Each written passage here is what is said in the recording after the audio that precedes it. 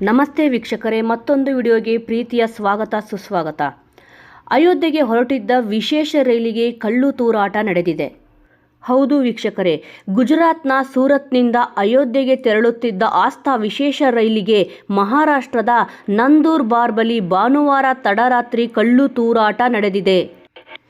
ಆಸ್ಥಾ ವಿಶೇಷ ರೈಲಿಗೆ ಭಾನುವಾರ ರಾತ್ರಿ 8 ಗಂಟೆಗೆ ಚಾಲನೆ ನೀಡಲಾಗಿತ್ತು. ಒಟ್ಟು 1340 ಪ್ರಯಾಣಿಕರು ರೈಲಿನಲ್ಲಿ ಪ್ರಯಾಣಿಸುತ್ತಿದ್ದರು.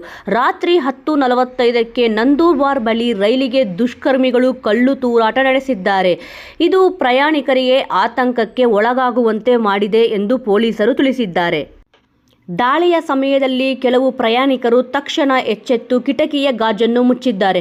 ಆದರೂ ಕೆಲವು ಕಲ್ಲುಗಳು ಕೋಚ್ನೊಳಗೆ ನುಗ್ಗಿವೆ ಎಂದು ನಂದೂರ್ಬಾರ್ನ ಉಪ ಪೊಲೀಸ್ ಸಂಜಯ್ ಮಹಾರಾಜನ್ ತಿಳಿಸಿದ್ದಾರೆ. ನಂದೂರ್ಬಾರ್ ರೈಲ್ವೆ ಪೊಲೀಸರು ಈ ಬಗ್ಗೆ ತನಿಖೆ ನಡೆಸುತ್ತಿದ್ದಾರೆ ಎಂದು ಮಹಾಜನ್ ಹೇಳಿದ್ದಾರೆ. ವೀಕ್ಷಕರೇ, ಅಯೋಧ್ಯೆಯಲ್ಲಿ ಹೊಸದಾಗಿ ನಿರ್ಮಿಸಲಾದ ರಾಮ ಮಂದಿರದಲ್ಲಿ ರಾಮಲಲ್ಲನ ದರ್ಶನಕ್ಕಾಗಿ ಭಾರತೀಯ ರೈಲ್ವೆಯು ಭಾರತಾದ್ಯಂತ ವಿವಿಧ ನಗರಗಳು ಮತ್ತು ಶ್ರೇಣಿ 1 ಮತ್ತು ಶ್ರೇಣಿ 2 ಪಟ್ಟಣಗಳಿಂದ 200ಕ್ಕೂ ಹೆಚ್ಚು ಆಸ್ಥಾ ವಿಶೇಷ ರೈಲುಗಳನ್ನು ಅಯೋಧ್ಯೆ ಪ್ರವಾಸಕ್ಕೆ ವ್ಯವಸ್ಥೆ ಕಲ್ಪಿಸಿದೆ. ಪ್ರತಿ ಆಸ್ಥಾ ರೈಲು 20 ಸ್ಲೀಪರ್ ಕೋಚ್ಗಳನ್ನು ಒಳಗೊಂಡಿದೆ. ಒಂದು ರೈಲಿನಲ್ಲಿ 1400 ಪ್ರಯಾಣಿಕರು ಪ್ರಯಾಣ ಮಾಡಬಹುದಾಗಿದೆ. ವೀಕ್ಷಕರೇ, ಕಲ್ಲು ತೂರಾಟ ನಡೆದಿರುವುದರ ಬಗ್ಗೆ ನಿಮ್ಮ ಅನಿಸಿಕೆ ಮತ್ತು ಅಭಿಪ್ರಾಯಗಳನ್ನು ತಪ್ಪದೇ ಕಮೆಂಟ್ ಮೂಲಕ ತಿಳಿಸಿ.